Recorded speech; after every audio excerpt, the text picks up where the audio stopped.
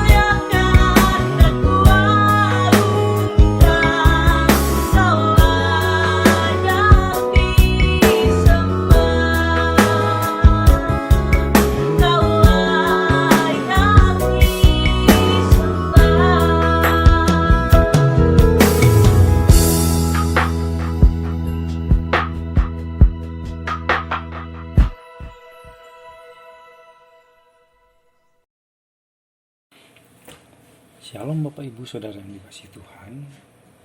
Kita bertemu lagi di ibadah tengah minggu kita.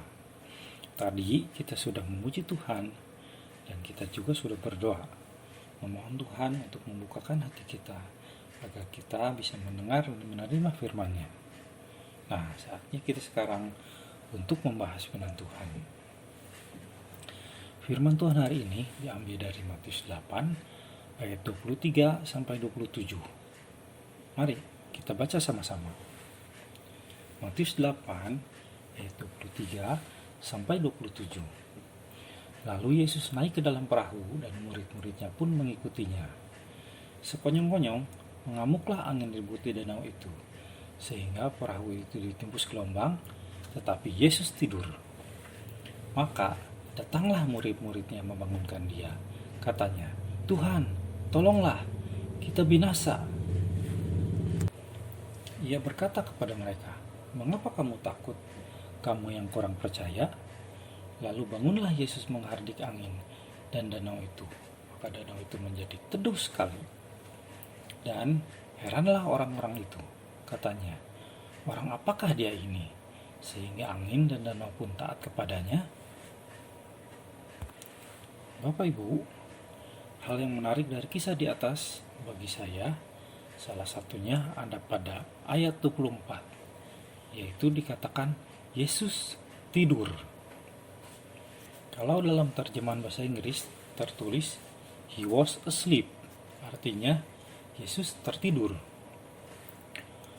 Sempat terpikir dalam pikiran saya, bagaimana mungkin Tuhan Yesus tertidur pada saat gelombang yang begitu besar. Kalau kita ada dalam kondisi seperti demikian, rasanya tidak mungkin bagi kita untuk dapat tidur dengan nyenyak. Nah, kalau kita baca dalam terjemahan bahasa Inggris, kitab Markus 4 ayat 38 tertulis asleep on a pillow. Diartikan sebagai tertidur dengan pulas atau tertidur dengan nyenyak. Oh, ini hal yang luar biasa. Apa yang sebenarnya terjadi dengan Yesus? Mengapa Tuhan Yesus bisa tidur pulas di saat genting dan berbahaya seperti itu? Nah, sekarang saya mau tanya, siapakah Yesus itu? Yesus adalah Tuhan. Karena Dia Yesus adalah Tuhan, adakah sesuatu atau seseorang yang bisa membuat Dia takut? Jawabannya, tidak ada. Jadi, kalau Tuhan berada bersama kita di dalam perahu kehidupan kita, apakah masih ada hal yang mesti kita takutkan? Tentu saja jawabannya tidak ada. Nah, hal lain yang terbersit dalam pikiran saya adalah apakah Tuhan Yesus sengaja merancangkan kondisi seperti ini di saat Dia bersama murid-murid? Jawabannya bisa ya, dan bisa juga tidak. Bisa ya, Tuhan sengaja merancangkan kondisi itu, yaitu agar murid-muridnya bisa mendapat pelajaran kalau Tuhan Yesus betapa maha kuasa di saat kondisi yang mengancam dan mengerikan seperti itu. Pelajaran lainnya adalah agar mereka menyadari tingkat kepercayaan mereka pada Tuhan Yesus. Apakah mereka percaya, tidak percaya, atau kurang percaya? Nah,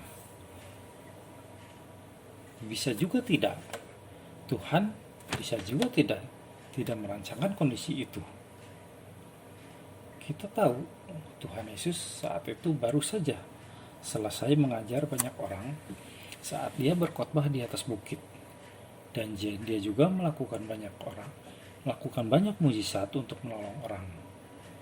Dan dalam kemanusiaannya tentu saja Dia sangat lelah.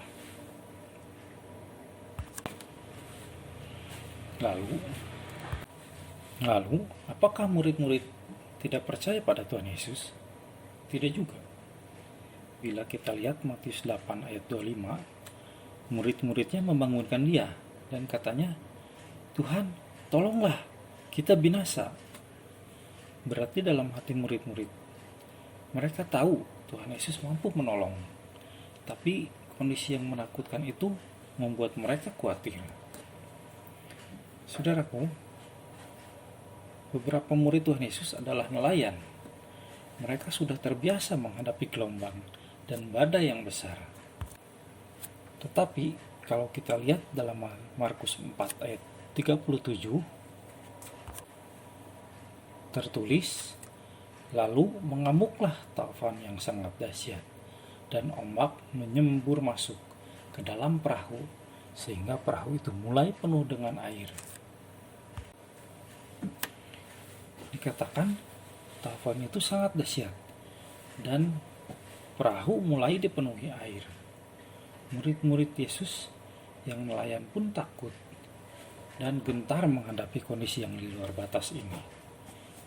Bahkan tertulis pada Markus 4 ayat 38,